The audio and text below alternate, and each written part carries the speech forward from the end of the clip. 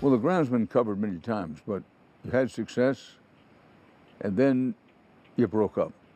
So, in short, for somebody who doesn't know the story, what's the story? Things are going great for you, the band's going great? Well, we had three main songwriters, and Dennis and Tommy were the most successful of those. And I was a very known figure as the tall guy at the center of the stage who played lead guitar and had been there from the beginning. But Dennis had this vision for an idea that none of the rest of us agreed with, and we battled about it for quite some time. We all finally gave in to him on this concept record of Kilroy Was Here.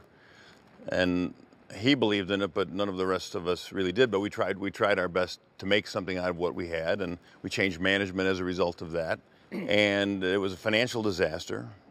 It alienated probably half our fan base.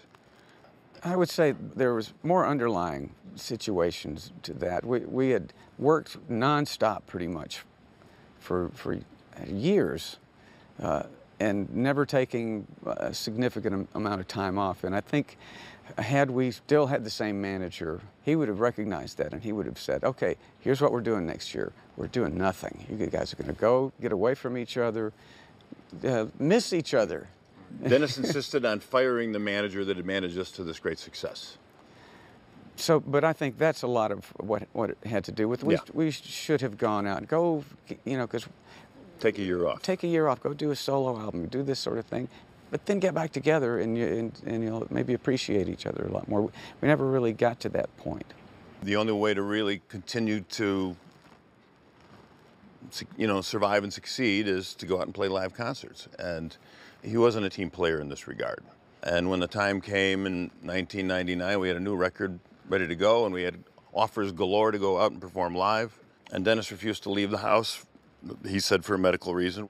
So I said, tell you what, you've worked on Broadway, and I said you have understudies there. When you're not well one night, somebody else plays your part.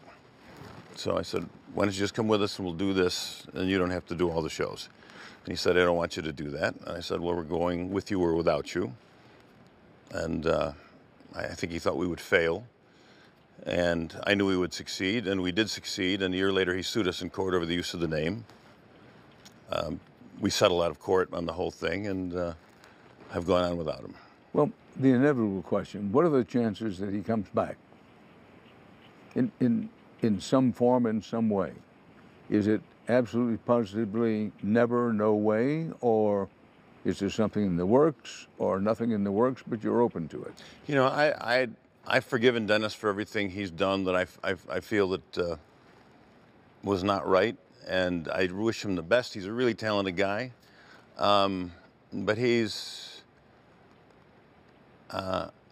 I have no desire to work with him again, to depend on him being where he's going to be when he says he's going to be there.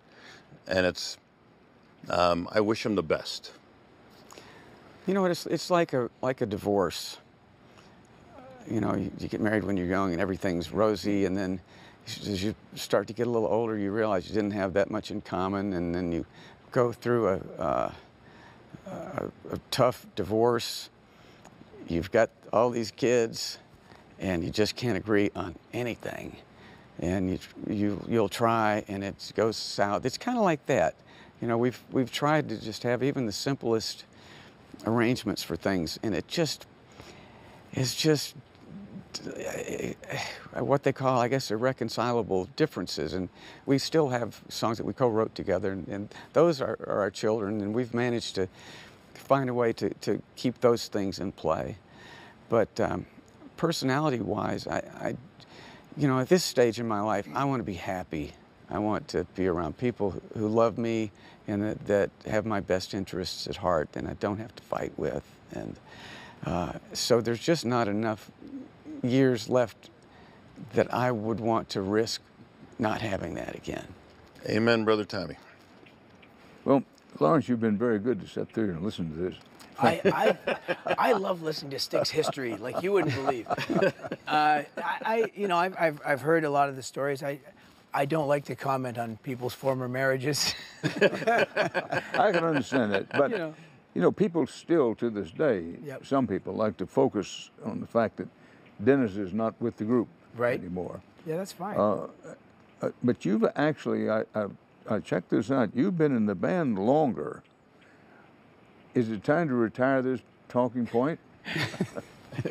If Dan Rather wants to talk about it, I'm fine with it. Listen, you know, I see the band. It's funny because I hear the angst and the history that they had to live through, and as a band, and I'm respectful of that. From my perspective, although I've been in the band, I'm going into closing in on 20th concert season. 20 years. Yeah, now, so it's a third of my life.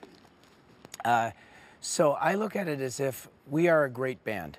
And what's made us great is that we are the culmination of the efforts of everyone who's ever been in the band. There's only ever been 10 members of Styx from way back in 1971. I think that's a relatively low number for a band that's been around for over half a century. Wow. And in order for a band to continue on, you know, sometimes in life you need a blood transfusion. And sometimes, you know, although I'm Canadian, apparently I was a match.